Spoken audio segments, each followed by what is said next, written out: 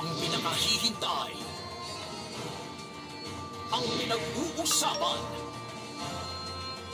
ang kauna-unahang pagbubukas ng bahay ni Ate. Limang iba't ibang may trabaho na nagho-home service ang susubok.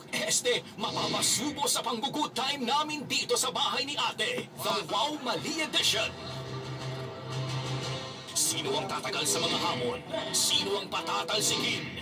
At sino ang kauna-unahang biggest winner na magiging kasambahay ni Ate? Ang sexy chick na manikuristang si Daisy.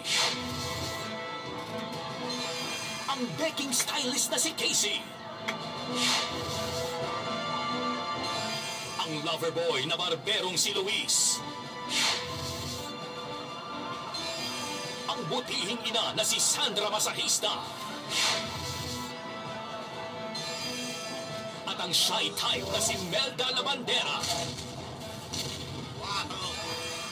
Ito ang Bahay ni Ate. Pagpasok pa lang sa bahay ni Ate, iba't ibang reaksyon na ang nakita namin. May deadma. May papansin. At may tsikahan na agad. Sa gitna ng kanilang usapan ay biglang... Isang magandang araw mga kasambahay. Welcome sa bahay ni Ate.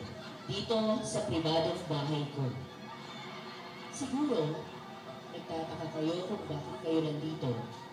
Bago ko i-explain ang lahat, pakisuot muna ang inyong mga lapel para marinig ko kayo.